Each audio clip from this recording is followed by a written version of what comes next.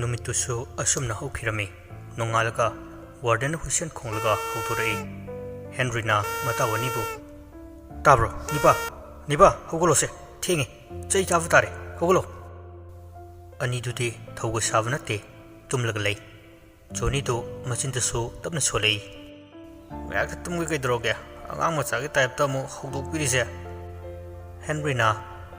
सिया अहलिबुंगो असी थाइनगी जुक्तु नतेने सनाई बुंग हौगलोने मी लोय मखा ताब नंगते अपिकपा खोजेल अमदा अबोकी थोइबा सोनथांगना कौरकपनी हेनरी स्वाइलावी मसादु तु चुंखिबु खंगौदे ममाइदु लैथोगा अकोइबदु कुयिंग यिंगलई कनासु लेबुदे कुइनो हौजिकिदो अइगि वखलनरने असि खंदोगा लेरमी जेम्सना अइदिवा हानि कुक्ता अदुम लई सिदा इन पादु लरिकसि कइनोबा चिटिक सेरंग मयामसिना अइना पादुसि ज्ञान गंगाउजैदai हेनरीना जोनी की ममाइदुदा इसिंग किकचिली अमदुसु अंगाउ मिहुलदुगा फाइलाउ चोंखलई हालो जेम्सना लेप्तेदा कोइबो नंगी हात पतुपसे खितदि तो कइदोरगे जोनी तुमलुबदगी इंगाउंगाउना काइदा कोइबो चलुसे हाइनो हौजिपो हेनरीना हाई हंगोइलाबा पुंगसे थेंगिने मी लोइथोखरे जोनी पेरी पेरी तौरगा ओन्थों फटकिद्रेदको हेनरी नंगसे नंग नैसे मु अंगांग मचा ओहलंदना नुपी थीबु यारबैबु जेम्सना लेहुकिद्रना चैचावा हानै पेंद्रे हौजिकसु चागे हैरा जोनीना चलो नोइ सिंगुरचो अई ब्रश कम तौरोय असि हैरगा मफी मरोंदु सेचिनख्रे अदु अहुमदु थोरई असुमना मतमदि सुम हौखिबना मकोइसु स्कूल चनवा थोरगली शनिगा तोंबोकदु अहुमदुदा मुन्न मुन्न यिंगी जोनीना कइनो यंगलैदो नमित कदु कोथोरा हेनरीना है हेरो तोरुनुदा अमुक चाइबिनी मी अखोरोंगी तोंपोका सनिगदु नतिनी जोनीदु तादखै चंगसिलुबनी अनिदुना फुरई कइनो नंगना स्वयं उसित्रिजे पीदुगा लाखन लंखुरा अतोप प्लानेट अमदा ताहल्लो हाइब्रो नंग हा जोनीदु पेरी पेरी तौरगा आर्ट ओइना ताहन बियोइबो हेनरीगा जेम्स कदुसु जोनी फुबु उपदा चेंसिलई अहुमदुगा फुनरमी हानगी सनिगा तोंपोका दुमक्ति नते मखोय हुम चंगलसु अनिदुदा हेंजिनबु ngamlamde जोनी मनातोंदु मखुना मारुबदा ई तेरगा लेरंबदु उबदा ममितु लौथोगा ई थोय मुसोयगी सनी सिटी पूरा आर्नोनगा चपमानै सनीना स्पाइडरमैन ओलौरो हेनरीना ओय याम उसिता ब्राइबु चाइगेरो हा नहान मुकी कुफुदु काउरबो मयामदगी ख्वाइदगी सोलिबसी हेनरीनी माना ngangiduga तौरइदुगा नुनिंगबना लोइरे मयाम पक्षिदव हाइबदु ओइदे क्लास मनुंगदनी अहुमदुदी केमता चंगबनते मोइना थोकपा वाथि तौरगा लै तोरोदु नामकी दुमाइनका साउरगा अमुक लेरमरि जाला अमुक हलक्तदना जेम्सना निपा नंगसिदिवा मा लैरगा ला कैदौदिनो करिनो मा कानदुइसे बुटने नंग लौबसु यासु यारुदबदो जोनीना अदुनी योकपुदुबुदी याबा बुटसे मरुंग कोकता जालाने जेम्सना नंग सेबो जुच्चा देहरगा लेमचै खनब्र कैनो हेनरीना अदोय तोरो कोस्को अरोगे थीसु थेरोगे अदुना हामुके दुमाइनका अखोय तयाइदो यु ngौरगा लेरमरि जाला अदुसु तोरो काइना खिबुगे जेम्सना होइने हंदक्ति खंगलबनिना फदहाइदोनी तयाइ तु असिने नंगी नुसिबि संफाविनी काइनगा अतोपमी खरा जेम्स खोइगा खुल्लोनवा मखोय खरा तुमिना चिरोन तौरगा ngangnari अदुने मोय मपागा मपुकदो थोएना कनाम तुमनद्रि किनदना अमन सोमो अखोइदि नोंमनि लेरगा युम होंगनी हाय खरनसु मखोय मसेन वारी अमदगी अमता सानरे कइनो असिगी जेम्सरा अस तदियामना थाजदि हाइनदबना लोरे इदि ngangnaritu जेम्स खोय हेनरी खोयसु खरदि तारमी जेम्स दी मसादु हुमांग कांगले अकिबसु फावी नुआइतबसु फावरमी तुमिना लुकथरगलै हेनरीना चलो यादा mawa laude nangbu asigi James natana ngangna ningbu ngangna sano darka tadine James tu yam nuaitana ipa noina de khanglamoy masigi micha awawa aina nuaitribasi James amadu oirabsu mayam nuairoi masu yang waramgani mamangda aibu mayamna thuchava hangoiv kaya ama tawfudura aina kayam wana lengiva noi khanglamoy isane sabu mamal yaudho mi amagum khale Jonina as tallebu James tangsiti noidi hanagi lai sanarasu faidudi moidi mi fatana story kharada urasu thenai nang kem tu khangano se makoi ani na James tu themchen birami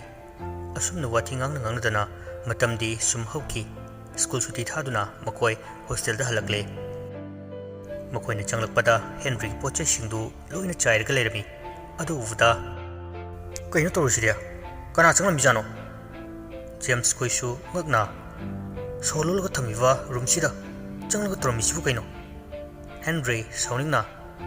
asi atai namto sungai oiro torona soina oirangani kaidogi humaina Johnny di toramdui du khangdana tumin noi khangni nang matang wali dana ahum du changlaga loisili iktrobu ngangangdana masam mafavdu mai thaduni mo irang yam kon sadana butnena Johnny na mafam sida ekoi smahim toroga leiradoiro Henry na haraugi di haidi asina nangi sibagi sahi khara kakthari ne Johnny na hai yaine mathangna karma planeta chatsige James na sargagi planeta Henry na sia sargagi asaga su tawri boire phai school halakpagi makhoisu waduna ngai hak potharami Henry su mafi maron hongdoga long hip tharei aduga mamitu isili hek uivuga ngasaidagi ihan khanghandogi ngairaga lumaga leirav khangde mangal oirabasu mitfau fazana usinba loitrangai chongsilai Henry su ngaktu da swai laukre mamitu khangwang pangthorei kaino hujikido mangla hara kaino ma chongsilai do masaka fazana yangsinbana ngodi somda su mangla na tamnaba oirasu mitkhudu yam chakna khutum singlaga sola ami onchokna chakri dako ngasai dagi wana ngairaga leidaga mapit pangkre tumna kisanu khangida nanang Henry masadu pangpat fakhali mana tawriva thoiva uriva adu asengbani haibusu masari thajade wakhaldani haina adumak leirami ngakang tumge tawse isase yadreva pungsu tasle tungge dai asikhalaga Henry du mamil tapna usilai mitkhudu makun masa tingthoga lao haivi mawngda tawrakli uriva oirami mawngduda Henry mamitu khangpangpangi aduga soru thave thole kaino jikido abo Henry amuksu mamitu usilaga karino han yenglai handakti mitkhudu mai hobu makai saurga lerami mavu sanare khana makutuna sabtra kaya ma tawrga machinda kaino ma haibi mawngda tawri adu pumnamak Henry di khanglamde tawri vadu yenglaga oina lerami mitkhudu sauna muksu chensilai handakti Henry masado pakhatpoi thugatpoi phamungdagi fan chongtharaga kochen cheli ai bukalo ai sire James ka Johnny ka su tumlambadagi tawri mong tuda pakhatna chensilai aduga Henry faraga niba kaidrogena se kaidroge mitpangu Henry mamitu pangthurei aduga kappaga tanare engona tanare James na kanano fazana hai wado mayek singna Henry kappaga abuna eibu hatugi tanare waidu tavta ngakpana lore Johnny di matom tumin noi wa machet am fawwa ngangsu nganglamte James na kaino kaide ebunu sida ada tamne haibu were di fai sidabu nangmu ngawru haibnida nungdang fo oidri Henry masarni aga angawgi mongda thajadraga yengo ai michi usinge mana ibu hatugi tanra ise yengoba noi asi hairaga Henry phamungda kanate leva makhaduda thokhepchili mana hek usilapuga mitkhuna mamai ge hek mayukna na ꯂꯩꯔꯝꯕꯗꯨ ꯎꯕꯗ Henry ꯃꯈꯥꯗ ꯍꯤꯞꯅ ꯁꯤꯠꯇꯅ ꯆꯠꯂꯤꯅ ꯍꯥꯏꯅ ꯇꯧꯔꯤ ꯑꯗꯨ ꯎꯕꯗ ꯖꯦꯝꯁꯀ ꯖꯣꯅꯤꯒꯗꯤ ꯄꯥꯈꯠꯄꯅ ꯂꯣꯏꯔꯦ ꯀꯩꯅꯣꯅꯤꯕ ꯀꯩꯅꯣ ꯅꯪ ꯇꯧꯔꯤꯁꯤꯕꯣ Henry ꯃꯁꯥꯗꯨ ꯍꯨꯃꯥꯡ ꯑꯅꯞꯄꯤ ꯀꯥꯡꯕꯗ ꯂꯣꯏꯔꯦ ꯃꯇꯣꯝꯇ ꯄꯀꯞꯇ ꯀꯞꯄꯤ ꯀꯩꯅꯣ ꯑꯩ ꯇꯧꯔꯤꯁꯤꯕꯣ ꯑꯩ ꯍꯤꯡꯗꯧ ꯃꯥꯟꯁꯤꯜꯂꯛꯇ꯭ꯔꯦ ꯑꯃꯨꯛ ꯐꯤꯂꯝꯒꯤ ꯇꯥꯏꯞꯇ ꯂꯥꯁꯇꯀꯣ ꯂꯣꯏꯅ ꯍꯥꯠꯈꯤꯕꯗꯨ ꯑꯗꯨꯃꯥꯏꯅꯒ ꯇꯧꯔꯛꯑꯗꯤꯕ ꯖꯦꯝꯁ ꯈꯣꯏꯗꯤ ꯃꯥꯅ ꯍꯥꯏꯔꯤꯕꯗꯨ ꯊꯥꯖꯔꯝꯗꯦ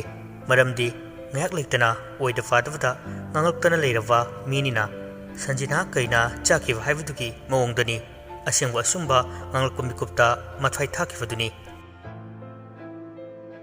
ꯃꯈꯣꯏꯁꯨ ꯅꯨꯡꯇꯤꯒꯤ ꯑꯗꯨꯝꯅ ꯍꯣꯁꯇꯦꯜꯗꯨꯒꯤ ꯔꯨꯜꯁꯤꯡꯗꯣ ꯃꯊꯪ ꯆꯠꯂꯝꯃꯤ ꯍꯦꯟꯔꯤ ꯆꯥꯛ ꯆꯥ ꯐꯥꯎꯕ ꯆꯥꯐꯝ ꯊꯛꯐꯝ ꯈꯪꯂꯝꯗꯦ ꯑꯩꯅ ꯇꯣꯔꯣ ꯃꯐꯝꯁꯤꯗ ꯐꯥꯔꯒ ꯄꯨꯔꯛꯄꯒꯤ ꯑꯣꯏꯔꯤꯕ ꯖꯥꯠꯂꯅꯦ ꯅꯍꯥꯟꯃꯨꯛꯇꯤ ꯀꯩꯝꯇ ꯇꯧꯗꯦ ꯑꯗꯨꯒ ꯍꯟꯗꯛꯇꯤ ꯃꯑꯣꯡ ꯑꯃꯅꯤ ꯇꯧꯔꯤꯁꯦ ꯖꯦꯝꯁꯅ ꯅꯠꯇ꯭ꯔꯒꯅ ꯑꯩꯈꯣꯏ ꯇꯣꯔꯣꯁꯤ ꯑꯃꯨꯛ ꯊꯤꯟꯗꯣꯛꯎꯕꯅ ꯐꯔꯗꯣꯏꯔꯥ ꯅꯤꯄꯥ ꯐꯥꯒꯤ ꯅꯠꯇꯦ ꯑꯩꯁꯨ ꯍꯟꯗꯛꯁꯦ ꯃꯪꯂꯥꯟ ꯏꯃꯥꯗꯣ ꯌꯥꯝ ꯎꯔꯝꯃꯤ ꯃꯥꯅ ꯀꯞꯂꯒ ꯃꯆꯥ ꯑꯩꯕꯨ ꯍꯜꯂꯛꯑꯣꯅ ꯇꯠꯇꯅ ꯍꯥꯏꯔꯝꯃꯤ ꯖꯣꯅꯤꯅ ꯌꯥꯔꯦ ꯀꯩꯗꯧꯔꯒꯦ ꯀꯩ ꯐꯤꯂꯝꯒꯤ ꯗꯥꯏꯂꯣꯒꯅꯣ ꯅꯣꯏ ꯇꯣꯏꯗꯨꯕꯣ ꯍꯦꯟꯔꯤꯅ ꯍꯪꯋꯥꯏ ꯅꯪ ꯉꯁꯤ ꯁꯣꯏꯔꯣꯏꯍꯦ ꯏꯅ ꯏ ꯀꯥꯕꯅꯦ ꯇꯨꯝꯅꯤꯡꯕꯅꯦ ꯃꯈꯣꯏꯁꯨ ꯆꯥꯛ ꯏꯁꯤꯡ ꯆꯥꯕ ꯊꯛꯄ ꯂꯣꯏꯔꯒ ꯂꯥꯏꯔꯤꯛ ꯇꯧꯕ ꯆꯪꯅꯔꯛꯂꯤ ꯍꯦꯟꯔꯤꯗꯤ ꯃꯁꯥꯗꯨ ꯋꯥꯕꯅꯁꯨ ꯂꯣꯏꯔꯦ ꯇꯨꯝꯅꯤꯡꯕꯅꯁꯨ ꯑꯗꯨꯕꯨ ꯎꯏꯕꯁꯨ ꯃꯁꯥꯅ ꯌꯥꯝ ꯀꯤꯖꯔꯝꯃꯤ ꯃꯥ ꯍꯦꯛ ꯇꯨꯝꯕꯒ ꯃꯥꯒꯤ ꯊꯋꯥꯏ ꯃꯥꯡꯂꯅꯤ ꯍꯥꯏꯕ ꯑꯁꯤꯒꯤ ꯋꯥꯈꯜꯗ ꯂꯩꯔꯤ ꯂꯥꯏꯔꯤꯛ ꯄꯥꯔꯤꯅꯦꯅ ꯃꯃꯥꯡꯗꯨꯗ ꯐꯥꯛꯑꯒ ꯊꯝꯃꯒ ꯀꯟꯅ ꯎꯏꯊꯈꯤꯔꯝꯃꯤ ꯃꯤꯀꯨꯞꯇꯨꯗꯅꯤ ꯃꯤꯠꯈꯨꯅ ꯃꯥꯒꯤ ꯃꯆꯤꯟꯕꯥꯜ ꯑꯅꯤꯗꯨ ꯁꯦꯒꯥꯏꯔꯒ ꯇꯝꯊꯤꯔꯕ ꯑꯀꯤꯕ ꯐꯪꯂꯕ ꯃꯑꯣꯡꯗ ꯇꯧꯔꯛꯑꯝꯃꯤ ꯑꯗꯨ ꯎꯕꯗ ꯍꯦꯟꯔꯤꯗꯨ ꯀꯟꯅ ꯂꯥꯎꯔꯛꯏ ꯑꯣꯏꯃ ꯃꯪꯂꯥꯟꯗ ꯂꯥꯎꯕꯗꯨ ꯇꯥꯏꯕꯪꯗꯁꯨ ꯐꯥꯎꯔꯛꯇꯨꯅ ꯃꯌꯥꯝꯗꯨ ꯍꯦꯟꯔꯤꯗ ꯀꯤꯅ ꯌꯦꯡꯂꯛꯑꯝꯃꯤ ꯑꯣꯖꯥꯅ ꯍꯦꯟꯔꯤ ꯀꯩꯗꯧꯔꯦ ꯅꯪ ꯍꯦꯟꯔꯤ ꯄꯦꯔꯤ ꯇꯧꯔꯒ ꯌꯦꯡꯂꯛꯏ ꯑꯗꯨꯒ ꯀꯩꯝꯇ ꯇꯧꯗꯦ ꯍꯥꯏꯅ ꯃꯉꯛꯇꯨ ꯅꯣꯝꯃꯤ ꯖꯦꯝꯁꯅ ꯀꯩꯗꯧꯔꯒꯦ ꯍꯦꯟꯔꯤ ꯅꯪꯅ ꯉꯁꯥꯏꯗꯩ ꯇꯧꯔꯤꯕꯁꯤ ꯀꯩꯅꯣ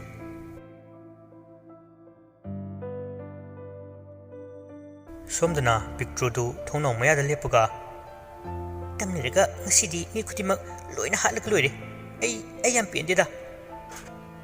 ꯅꯥꯀꯟꯗ ꯑꯉꯥꯡ ꯑꯃꯈꯛ ꯇꯔꯛ ꯇꯨꯃꯤꯟꯅ ꯐꯝꯗꯅ ꯂꯩꯖꯕꯅꯤ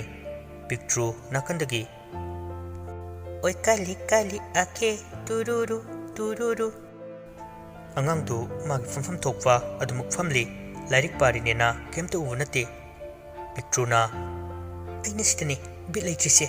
ꯃꯤꯁꯤꯡꯁꯦ ꯃꯣꯏꯅ ꯕꯨꯠꯁꯤꯕꯨ ꯁꯥꯟꯅꯄꯣꯠꯅꯤ ꯀꯥꯏꯅ ꯈꯟꯈ꯭ꯔꯕ ꯖꯥꯠꯂꯥ ꯏꯝꯐꯥꯜꯗꯗꯤ ꯕꯨꯠꯁꯤꯡꯁꯦ ꯐꯥꯔꯒ ꯀꯩꯊꯦꯜꯗ ꯌꯣꯜꯂꯤ ꯍꯥꯏꯁꯤ ꯆꯨꯝꯕ ꯖꯥꯠꯂꯅꯦ ꯈꯪꯗꯦ ꯄꯤꯛꯇ꯭ꯔꯨ ꯑꯃꯨꯛꯁꯨ ꯊꯣꯡꯅꯥꯎꯗꯨꯗꯒꯤ ꯃꯈꯨꯠꯇꯨ ꯊꯤꯟꯖꯤꯜꯂꯛꯑꯒ ꯑꯉꯥꯡꯗꯨ ꯇꯥꯅꯕ ꯈꯨꯗꯣꯝꯕꯤꯗꯨꯅ ꯆꯛ ꯊꯤꯜꯂꯤ ꯑꯉꯥꯡꯗꯨ ꯃꯃꯥꯏꯗꯨ ꯐꯠ ꯂꯩꯊꯣꯔꯛꯏ ꯄꯤꯛꯇ꯭ꯔꯨꯅ ꯀꯤꯅꯕꯅꯤ ꯍꯥꯏꯗꯨꯅ ꯌꯥ ꯀꯥꯏꯅ ꯇꯧꯏ ꯃꯁꯝꯗꯨꯒ ꯐꯤꯂꯝꯗꯨꯒ ꯎꯕꯗ ꯅꯣꯛꯅꯤꯡꯂꯨꯔꯕ ꯃꯥꯜꯂꯦ ꯑꯉꯥꯡꯗꯨ ꯀꯟꯅ ꯅꯣꯛꯊꯣꯔꯛꯏ ꯄꯤꯛꯇ꯭ꯔꯨꯅ ꯀꯩꯅꯣ ꯃꯀꯣꯛ ꯆꯥꯛꯄ ꯑꯉꯥꯡ ꯑꯣꯏꯖꯥꯠꯂꯣ ꯅꯥꯀꯟꯗ ꯑꯉꯥꯡꯗꯨꯅ ꯃꯃꯥꯟꯅꯕ ꯑꯃꯗ ꯄꯤꯛꯇ꯭ꯔꯨꯕꯨ ꯌꯦꯡꯅꯕ ꯍꯥꯏꯔꯒ ꯌꯦꯡꯍꯜꯂꯤ ꯀꯩꯅꯣꯝ ꯌꯦꯡꯉꯨꯅꯦ ꯇꯨ ꯑꯁꯤꯗ ꯂꯩꯔꯤ ꯑꯃ ꯑꯉꯥꯡꯗꯨꯅ ꯌꯦꯡꯂꯛꯄꯗ ꯄꯤꯛꯇ꯭ꯔꯨ ꯅꯣꯛꯐꯦꯠ ꯇꯧꯔꯒ ꯍꯥꯏ ꯑꯉꯥꯡ ꯑꯃꯗꯨꯗꯤ ꯄꯤꯛꯇ꯭ꯔꯨ ꯎꯕꯗ ꯄꯥꯈꯠꯄꯅ ꯈꯪꯄ꯭ꯔꯦꯛ ꯈꯪꯅ ꯇꯤꯡꯈꯠꯇꯅ ꯂꯥꯎꯔꯛꯏ ꯑꯗꯨ ꯇꯥꯕꯗ ꯑꯇꯣꯞꯄ ꯔꯨꯝꯗ ꯂꯩꯕ ꯀꯩꯗꯧꯕ ꯑꯉꯥꯡꯁꯤꯡꯗꯨ ꯂꯣꯏꯅ ꯆꯦꯟꯁꯤꯟꯅꯔꯛꯏ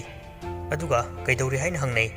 ꯃꯈꯣꯏꯅꯁꯨ ꯕꯨꯠ ꯊꯣꯛꯑꯒ ꯂꯩꯔꯝꯃꯦ ꯍꯥꯏꯗꯨꯅ ꯀꯞꯅ ꯂꯥꯎꯅꯗꯅ ꯇꯧꯔꯤ ꯃꯁꯝ ꯑꯐꯥꯕ ꯕꯨꯠ ꯅꯨꯄꯤ ꯑꯃ ꯂꯩꯔꯝꯃꯤꯁꯤꯗ ꯖꯦꯝꯁ ꯈꯣꯏ ꯍꯦꯟꯔꯤ ꯈꯣꯏꯗꯤ ꯑꯗꯨ ꯇꯥꯕꯗ ꯄꯤꯛꯇ꯭ꯔꯨꯅꯤ ꯍꯥꯏꯕ ꯑꯗꯨꯃꯛ ꯈꯪꯂꯝꯃꯤ ꯖꯣꯅꯤꯅ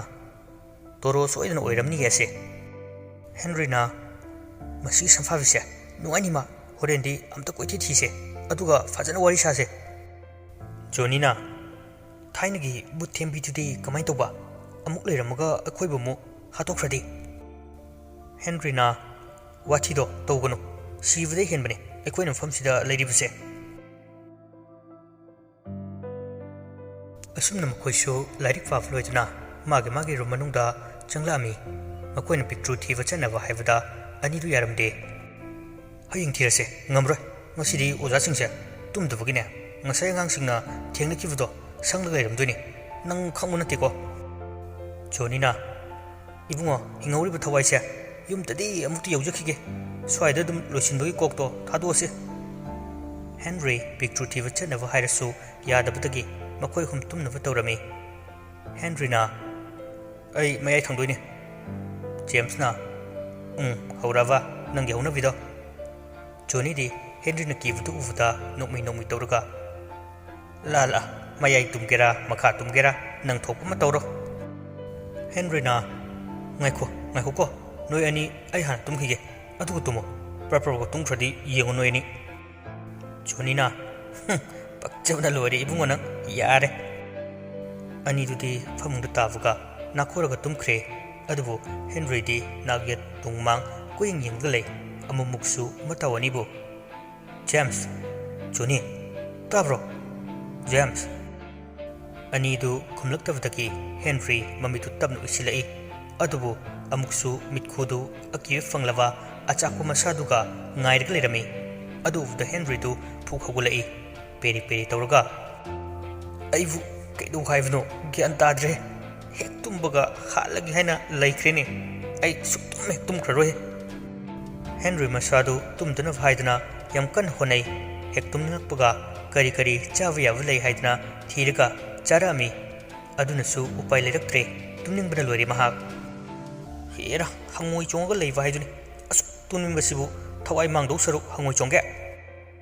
Hangoi amuk chongi amuk chatli man amuk yunglaga lei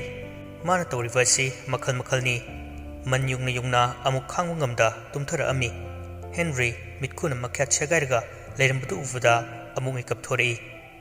kapningbana yadre tumba fangdabagi awawa khangdau saruk thabak awawa kaya ama subana fai hainaribani. Henry makuttu sang tingthoga kapi aibu sigrasira ne asuk wabasibu kaino haibani. Upai leimandavadagi maikhet maru ahum mari tawraga mamittu ngaaga usindanava thami. Numittusu asumna haukhirami. Nongalakpada Johnny du hakam wawa chalaga mamittu noidana hugulai. Leithorakpada khangprek khangna laurai. Oima tumlamba Jamesu pakhana kaidore. Johnny makuttuna thilai ani du yengthorakpada makhada Henry na makong sang tingthoga phaklangda yamwana ngaraga maikhet maruna mamittu ngaaga lerambadu urai.